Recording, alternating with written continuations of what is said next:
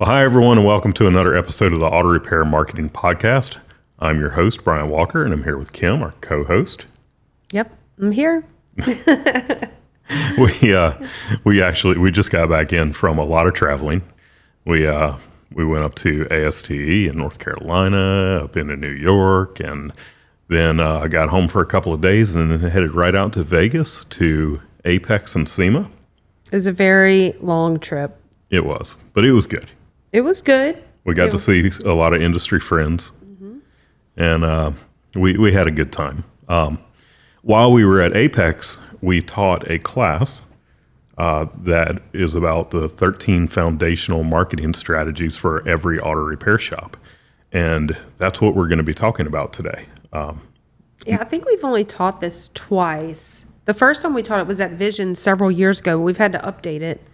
Yeah, well, the thing about this class, though, is because it's about the foundations, it doesn't matter if you taught it years ago or if we teach it years from now. It's, for the most part, going to be the same. Yep. We just made some minor tweaks.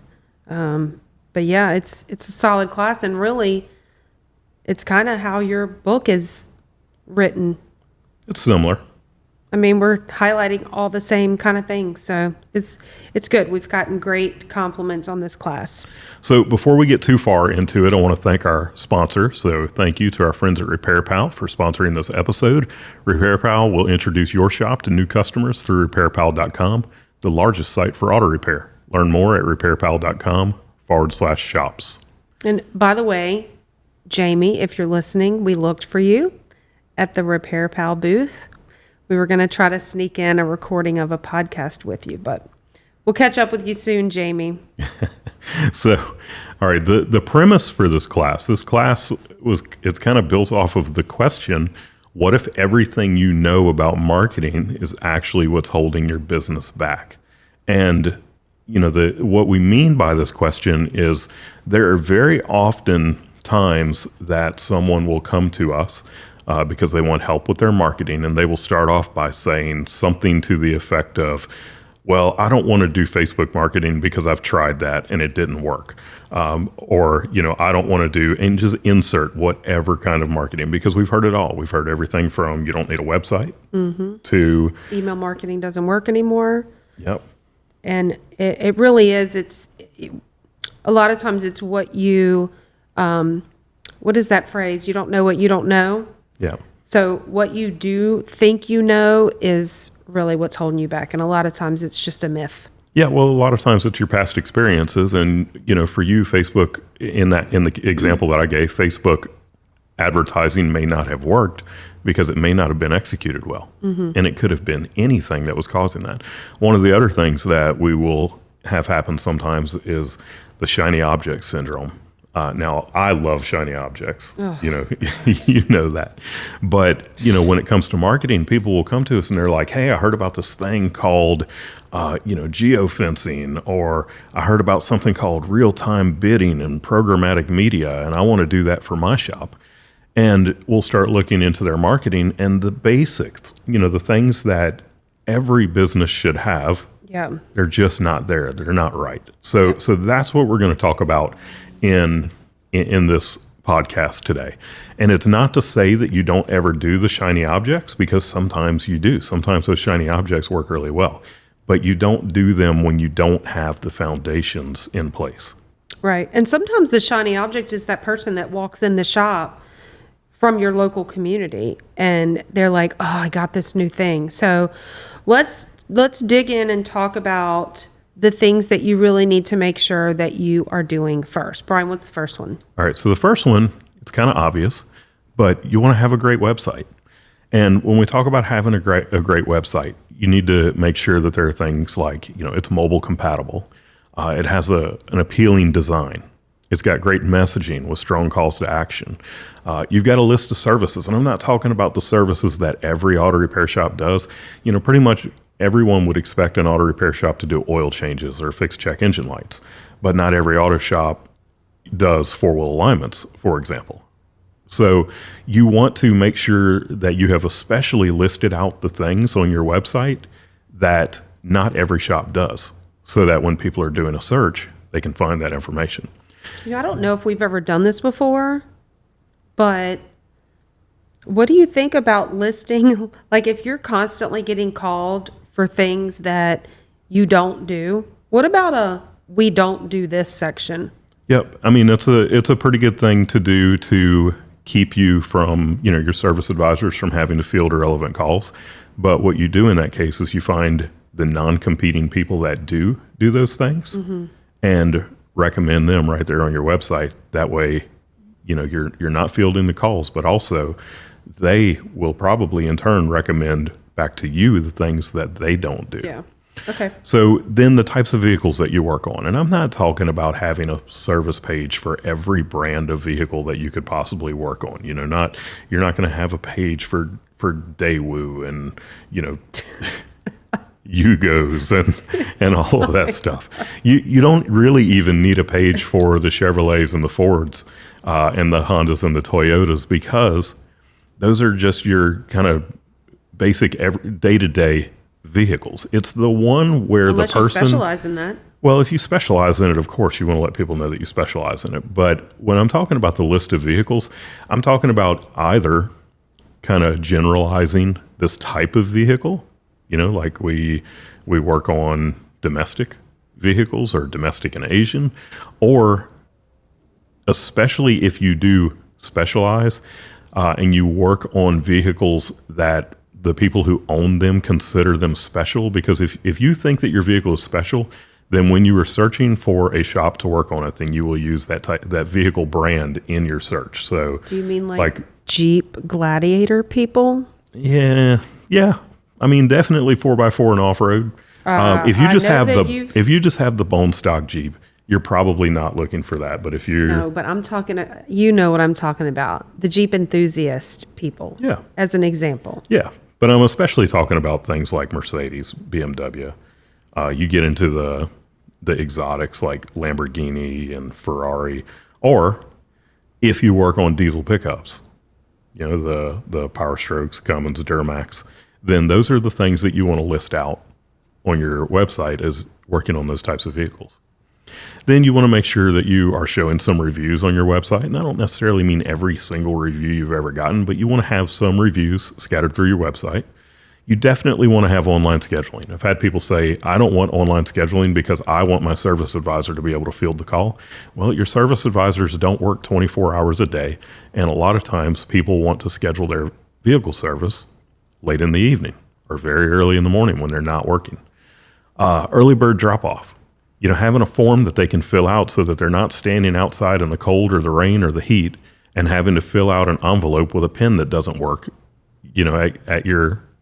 at the drop-off station.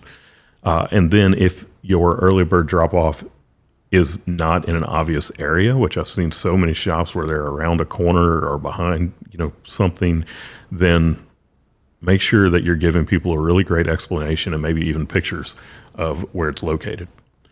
You want to have the amenities that you have in your shop listed on your website. Do you have work areas for people to sit and get some work done? Do you have a children's play area? Events listing. We have another podcast where we talked about events, doing events in your shop. And then Google Analytics, Google Search Console, and the Metapixel, which are, I'm not going to I would love to go into them, but this is a 4-hour class that we're breaking down into a podcast today. But Google Analytics will tell you a lot about the people that are visiting your website. Google Search Console will show you when you have problems with your website, and the Metapixel will allow you to do Facebook advertising to people who have visited your website or even certain pages of your website. So before you wrap up websites, one thing and there's a lot of other things that necessarily aren't listed here, but are important, and especially today because we're hearing more and more about it, is having your website be ADA compliant. So that's really important too. Yep. All right. So the website, we've talked about the website. These are the things people need to have on their website. One thing COVID taught us was your website's really important.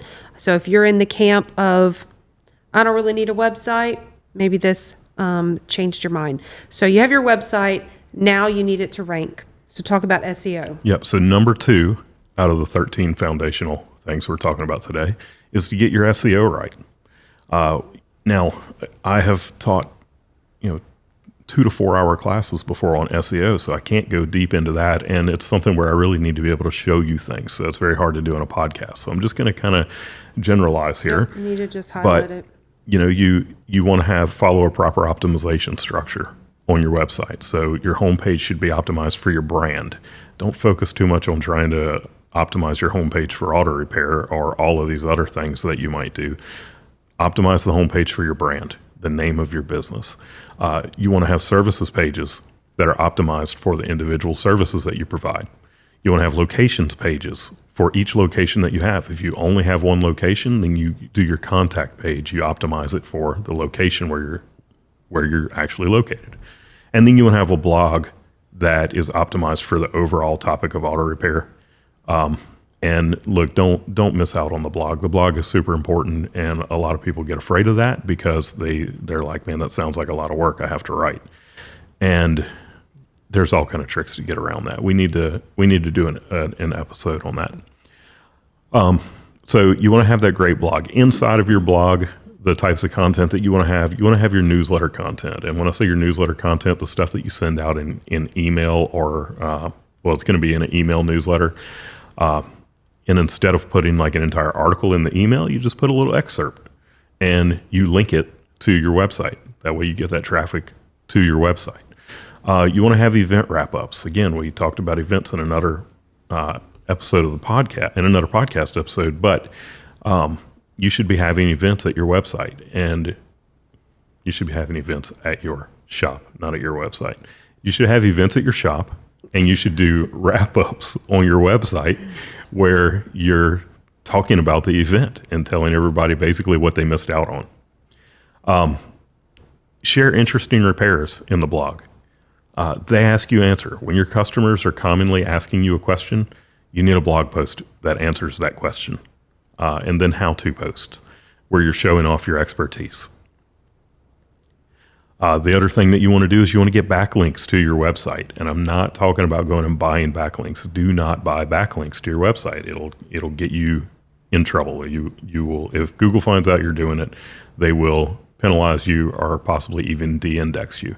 But the backlinks that you should have, like the one from your Chamber of Commerce directory listing, the one, if you are a member of something like CarQuest TechNet, or if you're a Napa shop or something like that, they will have a directory that shows all of their shops. And you want to have that link from that directory back to your website. So anywhere that you should have a link, make sure that you're getting that link. You want to have a complete Google business profile. It used to be, what people will still sometimes refer to as Google My Business. Your Google business profile needs to be categorized correctly. It needs to be filled out completely. You should have images on it, preferably taken with a cell phone with location services turned on, because it'll actually embed geographic coordinates into the image, which helps. And then you want to have regular posts going to that Google business profile, just like you would your social media. And then finally, you want to have citations that are going to, citations for your business, which a citation would be things like your Yelp profile, Merchant Circle, yellowpages.com, anywhere that has at least your business's name, address, and phone number. That is going to be a citation, and you want to get a lot of those. All right. So we're going to move on to number 3. Yeah, but I'm waiting for you to fuss at me because you think I'm playing on my phone, but I'm not. She is. I'm posting on Instagram. Follow us, Shop Marketing Pros. Okay, so the thing about your website and SEO and all that is you need to drive traffic to your website. And I'm going to share a couple of ways that you can do that. So spotlighting specifically email marketing. One of the things that I love is I still hear from different people, email marketing is dead. Yet they're probably opening their email app on their phone, and they're probably buying from emails that they're getting, or clicking links and going to that website to read the blog or shop or whatever. So while there are some people saying out of this side of their mouth, email is dead, on this side, they're actually using it. So I think that's pretty funny. Anyway, email marketing is great for a whole bunch of reasons, but one of the best ones is driving traffic to your website. But one that we love to share all the time is that email marketing is great for brand awareness, just reminding people that you're there. They might not need your services at that moment, but they open up their inbox and there's an email from you. So the name of your shop is staying top of mind, and they might not click, they might not open that email, but they saw your name. And so it's a great tool for brand awareness, top of mind. It's trackable, and you're going to put content and information in your email that is going to drive traffic to your website. So A lot of marketers will, and some shop owners will get a little twitchy when we start talking about it doesn't even matter if they open the email. And of course, we want them to open the email. We Yeah. want them to read the email and click through on your links to your website and all of those things. But I know for a fact that very often I will get an email that hits my inbox that reminds me to go do something without me ever even opening the email. sure. Yeah. And a lot of times it's about buying a product. And for me, sometimes it's about eating, because I'll get an email from a restaurant that I kind of forgot was around. And then I'm like, oh man, that would be so good. And it stays until I go eat at that restaurant. So somebody's check engine lights on, they've got oil spots on their driveway or something like that. Yep. And they've been too busy to make the appointment, or they just haven't thought about it at the right time.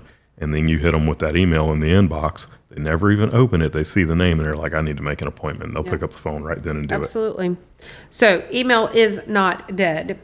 One more thing about that is a lot of the times when I hear others saying things that go along with don't spend your time on email is the trackable part of it, and that we see results all the time. Every time we do an email for a shop, we see the results of it. So anyway, email is not dead, still totally relevant, but we're not saying that none of these are one and done.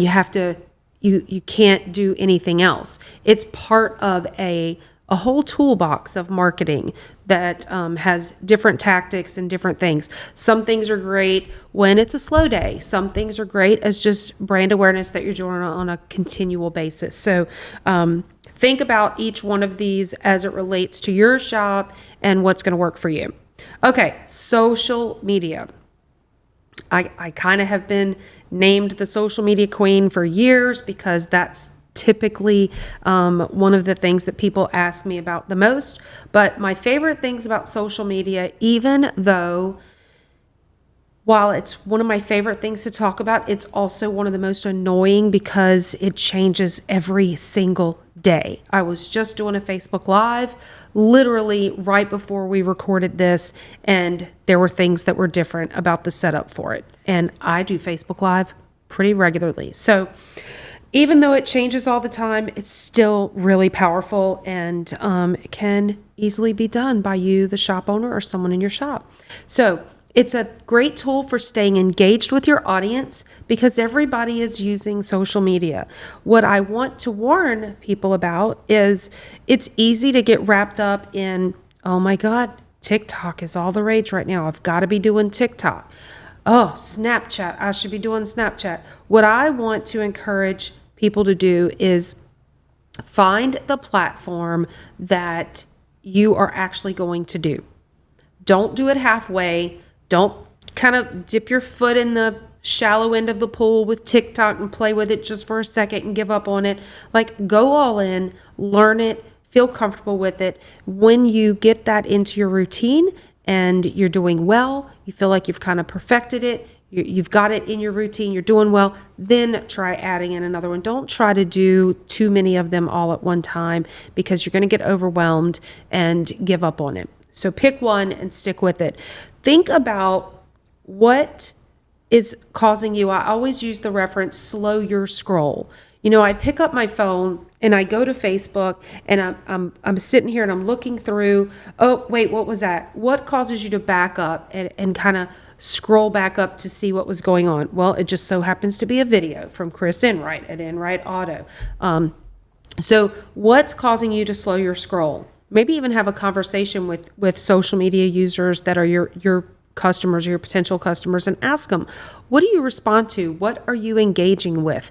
It's typically going to be helpful information, tips, something funny or inspiring or motivational. It's a great opportunity for you to share what's happening in your shop culture, the fun things that are happening, the crazy things when you hear someone say, "Oh my gosh, get your phone," or "Oh, did you see this? Come see this." Those are things to capture and share on social media. So show off your shop culture, relax, have a good time, and what did you just hear me say when I picked up? What showed up? Video. You have to utilize video. I understand that you don't like the way you sound. I understand that you don't like the way that you look. Maybe you're not the one to be on video if you hate it that much. Find the good fit at your shop when it comes to video. And that is going to be my cue for handing this over to Brian, because he's going to talk to you about video and pictures and how to use that and how to get that into your marketing in general. Yeah, well, when it comes to video, so this is number 5, using pictures and video. It has never been easier than it is now to utilize video and pictures in your marketing. You basically have a production studio in your pocket. I mean, you can shoot, you can edit. There's all kind of apps that make it easy and make your work look better than it actually was. When it comes to things like Reels and TikToks and all that, you can look at the trends and you have all the ideas already for things that you want to create. But the thing that I really love about video is that it can be used in so many ways. You take one video and you can make so many different marketing pieces out of it, because you take that video, you upload it to YouTube, you share it on Facebook, you transcribe it and embed it into your blog and put the transcription under it. So now you have written content. Or better yet, you take the idea of that video and you write a blog that is different than the video, but shares the same idea, and you put that on your website and embed the video into it. You cut clips out of it to use on social media. You can take that, like right now we're shooting this podcast, we're videoing the podcast, and it's being filmed horizontally. Well, you can crop into it and make vertical videos or square videos out of it and share it on social media as Reels and TikToks and YouTube Shorts. You can put it in your emails and email it out to people. You can put them on Pinterest. Like, there's just so much that you can do with a video. I love when people use numbers in their blogs, or like 5 ways to increase your gas mileage, or this is 13 foundational marketing tactics. Because when you do that in a video, so our video guy who is going to be listening to this, we basically told him you can pull at least 13 clips out of this, because we're talking about 13 different marketing tactics. If you're answering a question that, when gas prices were so high and people were asking how to improve my gas, and you're like, here's 5 ways to improve your gas mileage. Are gas prices down? Well, no, they're not, but that's another thing. So, but that when Brian was saying that you can pull that apart and create a bunch of different social media posts, I talked about email, put this in your email. So, video is awesome. Yeah, I love video. And if you are choosing not to do video, you're choosing to lose money. So this would be a great point for us to point to the other podcast that we recently did with our friend Justin Allen from Hunter Engineering. And we haven't done it yet, but we need to get Chris Enright on here and talk about his video use as well. So the name of that podcast is Making Friends with Short Form Video. Maybe short format video. I don't remember the exact title, but it's one of those two. And then I also did a video with Patrick Egan where we talked about video. The one that we did with Justin was specifically about short format. So it was the Reels and TikToks and YouTube Shorts. And the one that I did with Patrick is about just video in general and why you should be using it. So you talked a lot about video, but go into photo and stock photos. Yeah. So, man, people, the cameras in phones are so good today. If you have decent lighting, it's almost hard to take a bad picture. But at the same time, we look at people's websites and they're full of stock photos. And I understand, there are times when you need to use stock photos. Every once in a while, it's okay. But why do that when you have an amazing camera in your pocket? So, you go out in your shop, and even if you're just walk out there once a week and take pictures of things that are happening, whether you use them or not. And if you work with marketers, take those pictures and just send them to them and say, hey, here's some pictures of what's happening in our shop today. Hey, because and if those pictures, good, they're not going to use them. Yeah, but those pictures can be used on your website. They can be used on your social media. It can do so much with these pictures, and it's so much better than having a picture of, most of the stock photos of techs are European technicians that are wearing, they're wearing jumpsuits. They usually are holding some giant wrench in their hand.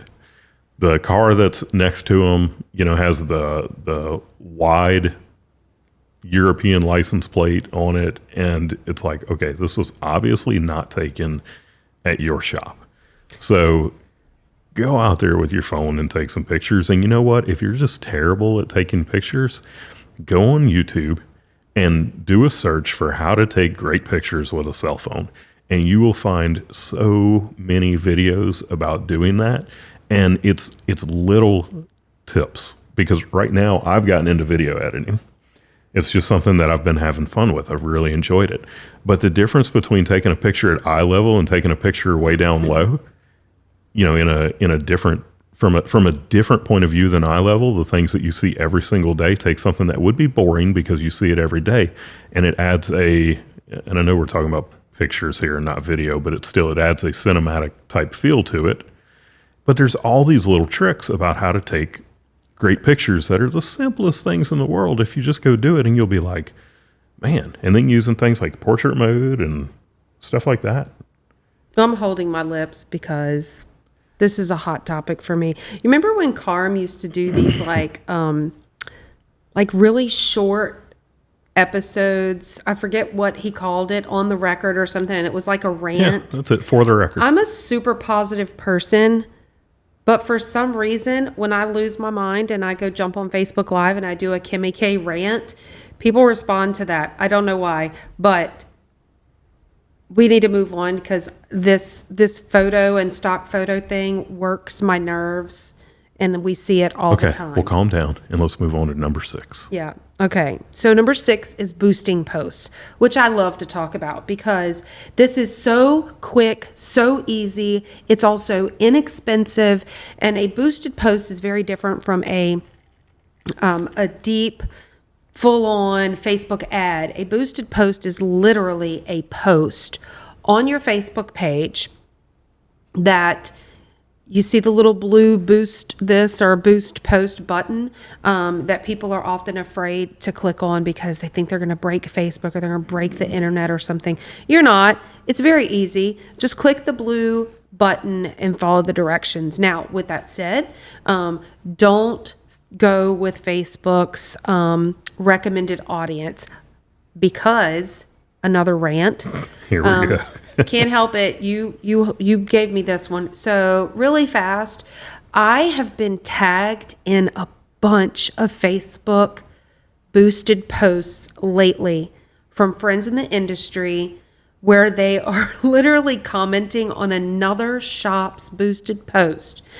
That shop is in another state on the other side of the country, but it's targeting this industry friend of mine in a state that's 4 states away, and they'll tag me and they'll tell this shop owner, hey, you need to talk to Kim Walker, because you're spending money if you're not paying attention, and that ad just goes to all the states in the country. So well, you mean you wouldn't drive 4 states away to get your oil changed for $15? No. So click the blue boost post button, but set your geographic area to right there, 5 miles or so, your zip code in your area.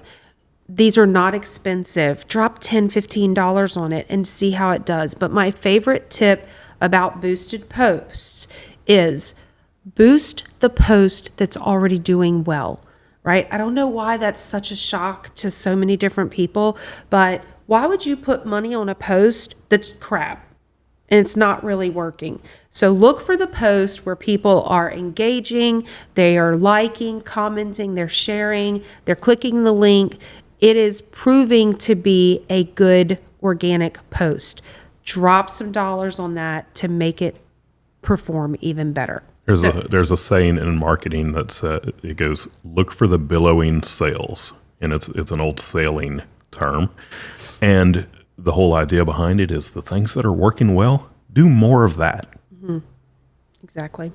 All right, so I'm going to shut up. What about Google Ads? All right, so Google Ads, if you're not doing Google Ads, you're missing out. The cool thing about Google Ads is you get immediate results for the most part. Most marketing that you do, you're not doing that marketing today to get cars today. You're doing that marketing today to get cars 3 months from now. That's just kind of how marketing works. But Google Ads are finding people that are actually searching for the service that you provide. They're searching for it today, and they're probably looking for someone to do something for them today or in the very near future. So when you have a well-optimized set of Google Ads running, then you can get results immediately from that. The other thing about it is it lets you outrank competition that you can't outrank organically. It might be a shop that they've had a website a lot longer than you because the age of someone's domain, as much as we hate it, it really does have a lot to do with how well a website performs in search, or someone else who has invested heavily in their marketing over the years, and maybe you're just getting started with your marketing. Well, if you do Google Ads and they're done well, you can outrank those people that you just can't do it otherwise. And then don't be afraid to have a healthy budget with Google Ads because they will pay for themselves many times over. So be willing to spend more than you're comfortable with. So you have in here something that people would argue is not marketing.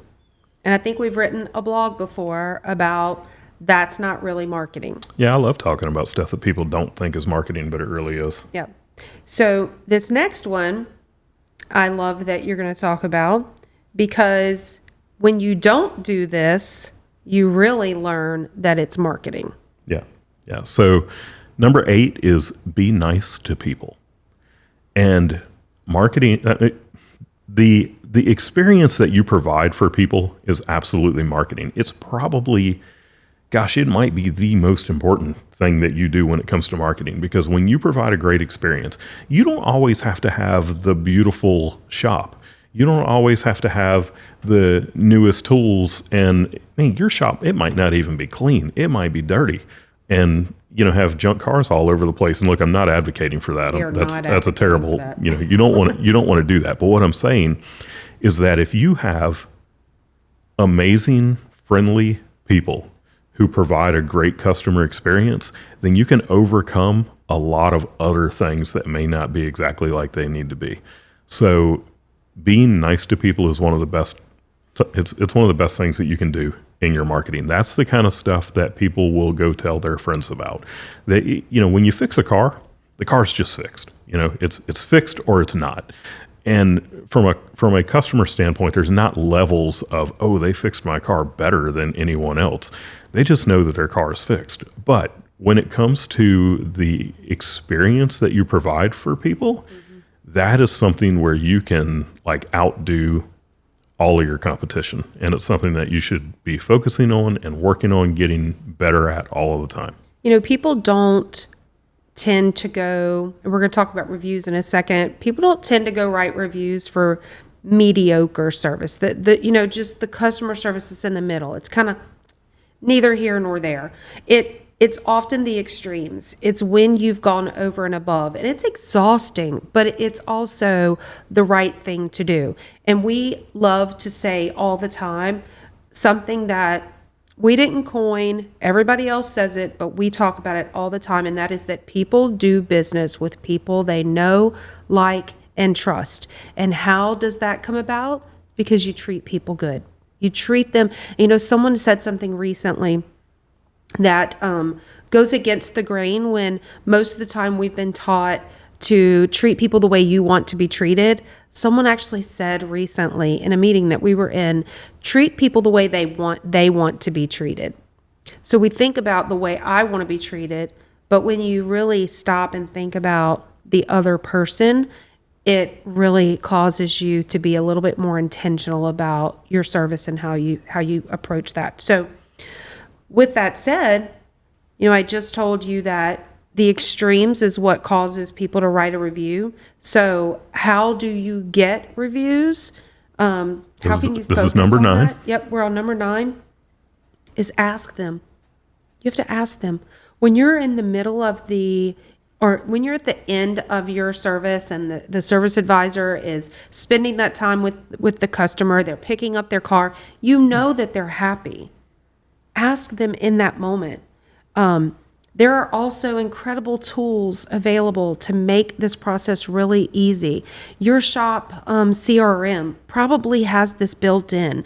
If not, there are add-ons that work to do that. You've got Broadly and Bolt-On, and I start naming things, and I'm going to leave other ones out, but that will text the customer after they've completed their experience with you, that will take them straight to Facebook or Google. You can have a little table tent or a little postcard type thing in your lobby. Put them in the bathroom where people are sitting on their phones. It's true, but have a QR code where people can scan, and it's going to take them right where you want them to go to write that review. Including it on your website, in your email marketing programs. But most importantly, just asking.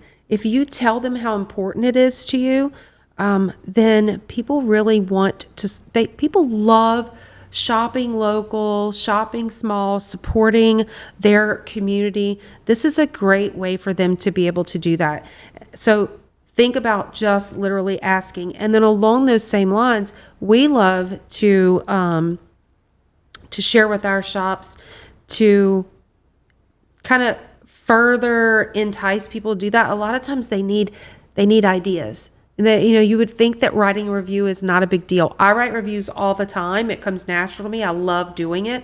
But some people are a bit intimidated by that. They don't know what to say. So help them out by telling them, hey, just be sure to just mention the type of car that we were working on or the service that we did. We did an entire podcast episode about that, about putting keywords in reviews. And it's an episode that if you take what we talk about and put it into action, like, it's going to make you money. Absolutely. It's worth going. All of the ones they're all worth listening to, but specific to what we're talking about right now, like if reviews are something that's important to you, which they should be, that is one that you absolutely should go listen to. Because like Kim said, it comes naturally to her to write reviews. Some people, they're like, what am I going to write? And I don't know how, like, over the course of the years in our business, it had to have been, I don't know, for my own experience, at least 10 people that said, hey, just write the review for me. And it's like, well, I can't post it for you. They're like, that's fine. Just write it and send it to me. And when they do, taking that information that is in that other podcast that I'm talking about with putting keywords in reviews, it's something that will get you new business. So while we're talking about reviews, it just occurred to me this morning that we have not been asking for reviews on our podcast. So if you are enjoying this, please rate it on whatever podcast listening app that you're using. I just noticed that we really need some. I listen on Spotify, so please give us a thumbs up, go rate it, help us out. If this is helping you, then give us a rating and or share it with somebody else. So, okay, number 10, we're getting there. Number 10, one of my other favorites that people typically don't really think this is necessarily marketing, but it is getting involved in your chamber of commerce. Oh, are you kidding me? I was a member of the chamber for years. I never got anything from that. Yep. So my favorite response to that nonsense, sorry if you're the one that says that, but it is always to ask them how involved they were. I've always said that a chamber membership is just like your gym membership. You can't pay the gym and have a membership, but never go.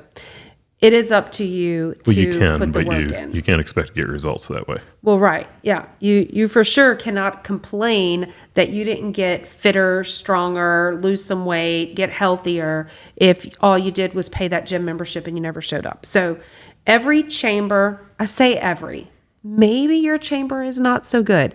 We have never had that situation. All of the chambers we have been involved in North Carolina, in Apex, in Raleigh, here in Hammond, Louisiana, they're great. And they all have events and committees that you can volunteer to be a part of, things that you can sponsor, whether it's sponsoring an event or hosting an event, they're all great things that you can do. So get involved in your chamber of commerce. Don't complain that your business is not growing if you are not getting involved in the chamber. And then the last one I'm going to share with you is another favorite of mine specifically, because I am the one out there doing things in the community, getting involved. I mean, we all do, but it's my kind of role because I'm an all out there kind of person, but that is B&I groups. And it's funny to me that every time we're teaching a class and we bring this up, shop owners that are in the class that are involved in B&I all start aggressively shaking their head. We have quite a few customers now who are heavily involved in their B&I group. It was so good for Brian and I when we had our shop that he was a member of one chapter and I was a member of another chapter. And we say that because you can't have two members in a group that do the same thing. So it's very exclusive in regard to, there's only one realtor, there's only one auto repair shop, that sort of thing. So the B&I group is time intensive. I'm going to put that out there. And somebody probably just rolled their eyes and said, I don't have time for things that take a lot of time.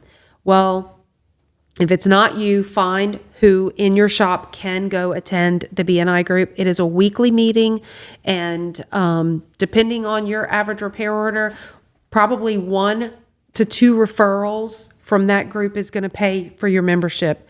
And that will probably happen very quickly. But I always thought of the B&I meeting as my weekly sales meeting. I viewed my B&I fellow chapter members as my sales team. So this is a place for you to go on a weekly basis to network, get to know the other people really well so that you can educate them and they can refer to you. So B&I groups, get started by going to that's Business Networking International. There are chapters around the world. Go to bni.com, click on Find a Chapter. I'm not getting paid for this. I'm just sharing it with you because it's truly, truly valuable. So, Brian. All right. So that was number 11, B&I groups. Now, number 12 is about community involvement.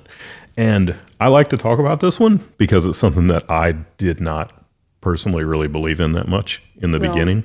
You also know that if I talk about it, we'll be here forever. So, well, that's anything though.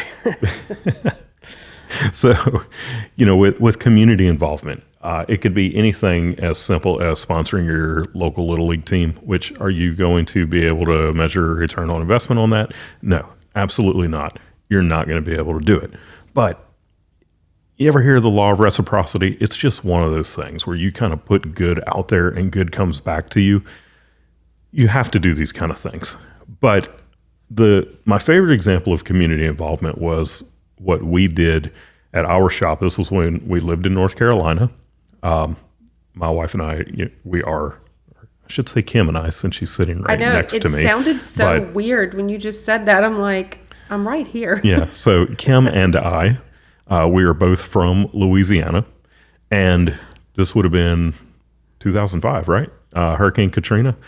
Hurricane Katrina hit, and so many of our friends and family were affected by it. So we're up in North Carolina, and everything is just perfectly fine up there, and back home, everything is in shambles.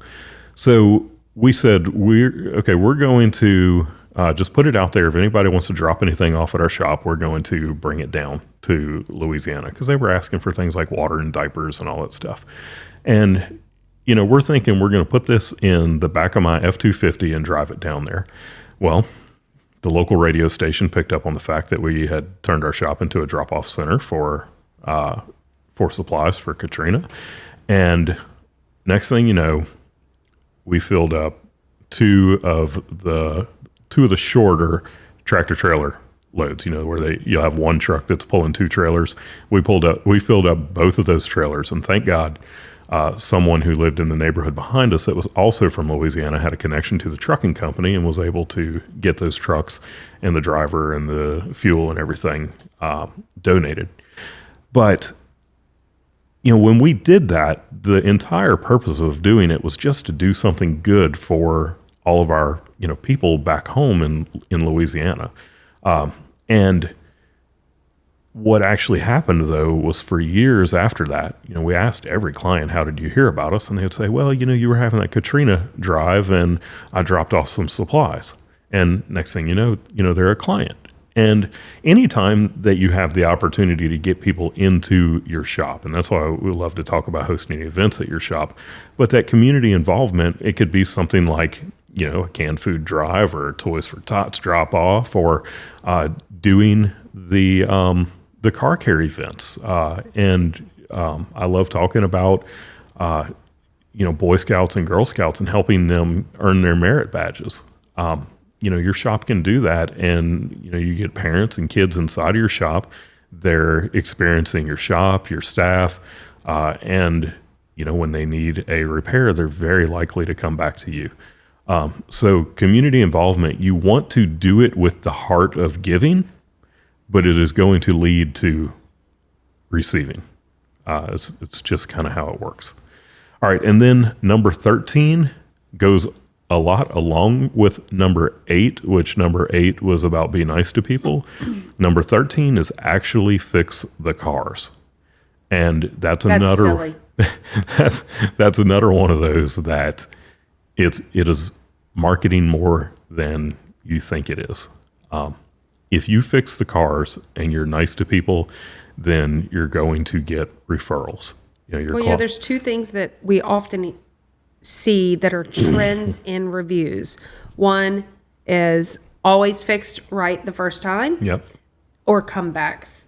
So, yeah. So, look at it how you want to, but it's marketing. Fix the cars. So invest in training, invest in the proper tooling to be able to do things right, and make sure that every car that leaves is fixed. So those are our 13 foundational marketing techniques or tactics for every auto repair shop. Again, we have a lot of other podcast episodes where we talk deeper about these things. And we're going to link to those in the show notes. But you definitely want to go listen to some of those. So, and I would say that we want to hear from you. If you have something that's a foundational marketing tactic that you think we didn't mention, email it to us. Let us know what you think. We have set up the email podcast@shopmarketingpros.com. Not only can you email us what you think about this episode, but if you have questions about marketing, if there is a topic that we have not covered or we haven't covered it well enough, send us an email. Shoot it over to us, and we will answer your question in the form of a podcast episode. All right. So how do people get in touch with us? Really, any kind of way that you want. One is the email that we just said, but we are also on Facebook, Instagram, TikTok, LinkedIn.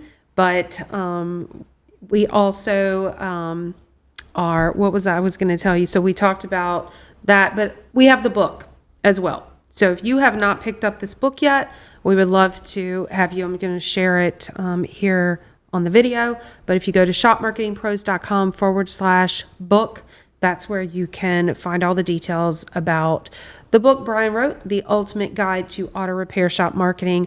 I want to thank you for listening. We hope that you do follow us on all the social platforms or get the book. But finally, the other thing that we really want to share with you is to join our private Facebook group.